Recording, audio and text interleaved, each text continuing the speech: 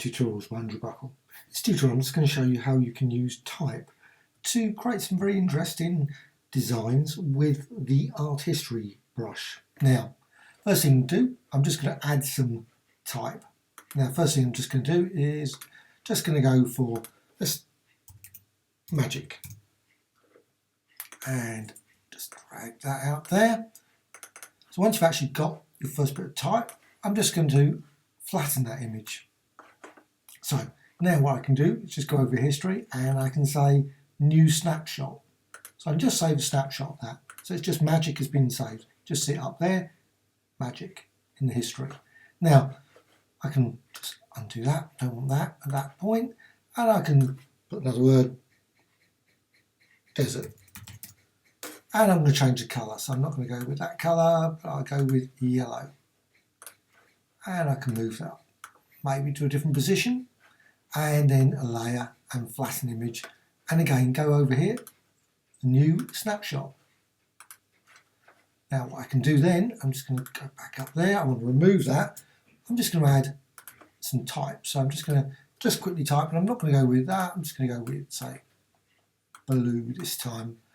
Click OK. And I'm just going to, right, obviously you could make an actual proper something sensible, but I'm just going to quickly type something very rapidly on the keyboard, and see I'm mainly sticking to lots of D's for some weird reason, but obviously you could put actual text there, maybe Shakespeare or some other, your own writings, whatever.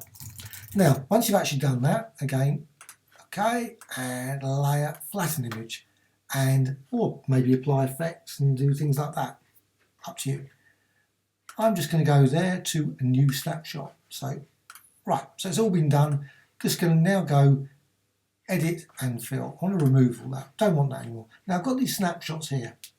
Well, what I can do now is I can go to the art history tool, and it might be in a different position depending on your toolbar. This is in Photoshop CC 2015.5, and just make sense, you've got art history selected there.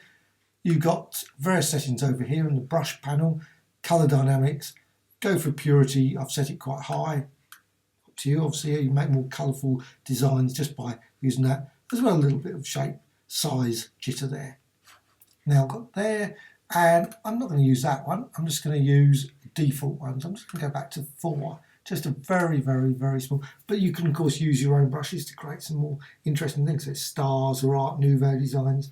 Find lots of brushes on the Graphicxtras website, of course you find many others on the web as well. Now just going to go for mode normal, opacity 100%, style, just going to go for tight short. It's pretty much strong sort of on the contour of the design. Now tolerance 0, 0 for the area as well. What I'm going to do then, just go over to history, and I'm going to click there. So I'm just going to click up here. This is the states for the art history, so I'm just going to use this as the source, so like magic, and then I'm just going to apply loosely in that direction so you can actually see the word magic appearing. And you've got obviously up above, depending how accurately you can actually see where it is on that little thing. So you can actually draw things, you can create some really interesting sort of designs just by, you can extend that out. Now that would be quite nice as a sort of text design straight away. But what you can do, you can also combine other ones. So I'm just going to go with snapshot, and that was slightly above. So I'm just going to go over there, and you can see straight away you've got the desert magic. So you can create some interesting sort of bringing those in logos. And of course you can vary the size. You don't have to go keep with 4. You can maybe make that go to 25.